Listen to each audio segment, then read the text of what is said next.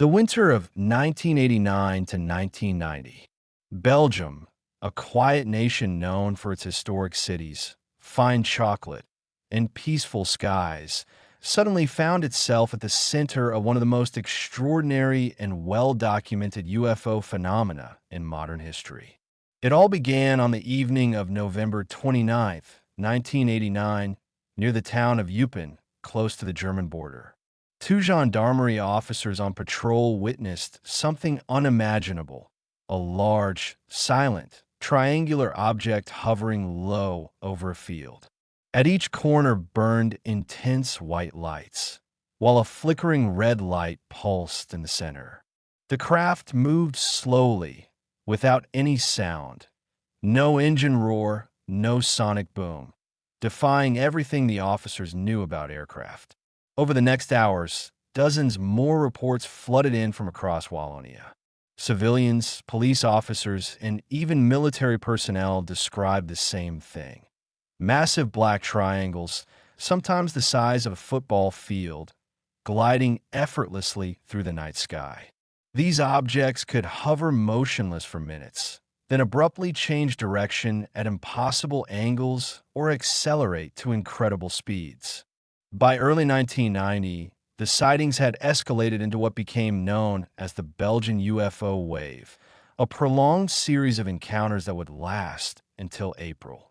Thousands of citizens reported similar observations, with descriptions remarkably consistent across independent witnesses. The peak came on the night of March 30th to 31st, 1990. Around 11 p.m., ground radar stations at Glans and Semmerzake detected unidentified targets moving erratically over central Belgium. These were not fleeting blips. The objects displayed unusual flight patterns, changing altitude and velocity in ways no conventional aircraft could. In response, the Belgian Air Force scrambled two F-16 fighters from Beauvais Air Base. The pilots, experienced professionals, were guided toward the targets by ground control. What followed was an hour-long pursuit captured on radar tapes that would later be released to the public. Multiple times, the F-16's onboard radars locked onto the unknown objects. Each time, the targets performed maneuvers that pushed the limits of known physics, accelerating from near standstill to over 1,800 kilometers per hour in seconds, descending from 10,000 feet to near ground level almost instantly, all without producing a sonic boom or visible exhaust. The pilots never gained visual contact, despite the radar confirmations. The objects seemed to evade pursuit effortlessly, breaking locks and vanishing from screens only to reappear elsewhere. On the ground, thousands watched the drama unfold. Police patrols, families, and ordinary citizens saw the bright lights in the sky and the streaks of the pursuing jets. Estimates suggest up to 13,500 people witnessed events that night alone, with over 2,600 filing detailed written statements. What made this case unique was the response from Belgian authorities. Unlike many governments that dismiss or downplay such reports, the Belgian military treated the incidents with unprecedented transparency. Major General Wilfried De Brouwer, Chief of Operation for the Royal Belgian Air Force, oversaw the investigation and held a press conference shortly after the March events. At that conference, De Brouwer stated clearly, "The Air Force has arrived at the conclusion that a certain number of anomalous phenomena has been produced within Belgian airspace. We cannot explain the nature of these objects, but we confirm they were detected by radar and observed by pilots." Civilian researchers from SOBEPS, the Belgian Society for the Study of Space Phenomena, worked alongside the military, compiling witness testimonies, analyzing radar data, and documenting hundreds of cases. Their reports reinforced the credibility. Many witnesses were trained observers, including police and air traffic controllers, whose accounts aligned with the instrumental data. This was no isolated hoax or misidentification. It was a mass event corroborated by multiple radars, ground and airborne, and thousands of independent eyes. Yet, no conventional explanation fit. Not helicopters, not experimental aircraft, not atmospheric phenomena. The Belgian UFO wave remains one of the strongest cases on record, radar confirmed, government acknowledged, and thoroughly investigated, leaving us with a profound question. What exactly flew through those skies? Let's examine the radar data more closely. The Belgian Air Force released tapes and transcript from the night of March 30th to 31st, showing 9 separate radar locks on the unidentified targets. During the first lock, at approximately 12:30 a.m., the object was tracked at an altitude of 10,000 feet, moving at 280 kilometers per hour. Then, in less than 2 seconds, it accelerated to over 1,800 kilometers per hour, while simultaneously descending to 5,000 feet. This maneuver produced an acceleration of more than 40 g, far beyond what any human pilot or known aircraft could withstand without structural failure. The second lock showed a similar pattern. Sudden vertical descent from 9,000 feet to 500 feet in about 1 second, equivalent to a drop of over 2,500 meters instantly. Again, no sonic boom was registered, despite the object exceeding the speed of sound. Throughout the pursuit, the targets repeatedly broke radar lock by performing sharp 90-degree turns at high speed or by descending below radar coverage. Ground radars at Glans and Semmerzate confirmed the airborne F-16 data, creating multiple independent corroborations. The pilots themselves provided detailed accounts. One of them later stated in interviews that the objects behaved as if they were aware of being tracked, evading precisely when lock was achieved. They reported no visual contact, only instrument data, which made the experience even more unsettling. SOBEP's researchers analyzed over 1,200 witness statements collected in the months following the wave. Patterns emerged. The triangular objects typically appear between 7 p.m. and midnight, often in rural areas. Witnesses described the underside as having a dull metallic texture, with no visible seams or markings.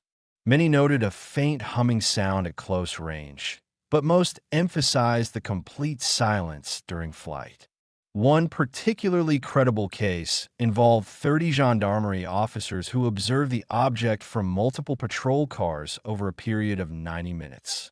Their reports, filed officially, matched civilian descriptions exactly. Photographic evidence also surfaced. The most famous image, taken in Patiri Chain in April 1990, shows a clear triangular shape with 3 bright corner lights and a central red glow. Initial analysis by experts, including NASA's Dr. Richard Haynes, found no signs of manipulation. The photo remained unexplained for decades, though debates about its authenticity continue. What sets the Belgian wave apart from many other cases is the absence of any official conventional explanation. The Air Force investigation, concluded in 1991, ruled out helicopters, ultralight aircraft, lasers, or weather phenomena. Stealth aircraft like the F-117 or B-2 were considered but dismissed. The United States denied any such flights over Belgian territory, and the observed maneuvers exceeded even those prototypes' capabilities. Major General De Brouwer, in later interviews, expressed frustration at the lack of answers. He emphasized that the phenomena demonstrated intelligent control and technology far beyond 1990s human engineering. The wave gradually faded after April 1990, with no further mass sightings reported. Yet the documentation remains. Radar tapes, pilot testimonies, thousands of witness reports, and official military acknowledgement. Decades later, the Belgian UFO wave continues to intrigue researchers and challenge our understanding of aerial phenomena. Comparisons inevitably arise with other major cases. The triangular craft described in Belgium bear striking resemblance to objects reported during the Hudson Valley Wave in the United States during the 1980s, the Rendlesham Forest incident in the UK, and later sightings over Phoenix, Arizona in 1997. In each, witnesses described large, silent, low-flying triangles with bright lights at the corners. Yet the Belgian events stand out for their combination of mass sightings, multiple radar confirmations, military pursuit, and official acknowledgement. Few cases have such robust instrumental data alongside thousands of eyewitness accounts. Skeptics have proposed various explanations over the years. Some suggested secret NATO or American stealth testing, perhaps involving the F-117 Nighthawk or early B-2 Spear prototypes. However, these aircraft were smaller, produced audible engine noise, and lacked the extreme maneuverability observed. Moreover, the U.S. government consistently denied any involvement in flights over Belgian airspace. Other theories included holographic projections, experimental drones, or misidentified conventional aircraft under unusual atmospheric conditions. None adequately accounted for the simultaneous radar detections from independent systems or the precise, evasive maneuvers. The famous Patiri chain photograph, once considered strong visual evidence, suffered a blow in 2011 when the photographer confessed it was a hoax, a triangular piece of styrofoam painted black and illuminated. This revelation damaged public perception but did not invalidate the broader wave, as the photo represented only one piece of evidence among thousands. Major General Wilfried De Brouwer, reflecting on the events years later, maintained that the phenomena demonstrated technology superior to anything known at the time. He criticized the tendency to dismiss such cases outright and called for serious scientific study. In the broader context, the Belgian wave contributed to growing calls for transparency on unidentified aerial phenomena.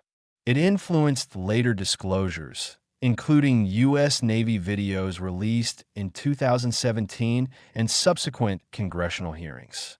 Today, with renewed government interest in UAP, unidentified aerial phenomena, the Belgian case serves as a benchmark. It reminds us that some events defy easy categorization, involving objects that exhibit flight characteristics beyond conventional aerodynamics. The question remains unanswered. What traversed Belgian skies between 1989 and 1990? Were these advanced human technologies kept secret from even allied nations? Atmospheric anomalies amplified by collective suggestion? Or something truly unknown, perhaps non-human intelligence observing from above? The evidence, radar tapes, pilot reports, witness testimonies, and official records, stand as a testament to an extraordinary event that official investigations could neither explain nor deny. Whatever the truth, the Belgian UFO wave endures as one of the most compelling and credible chapters in the ongoing mystery of unidentified objects in our skies.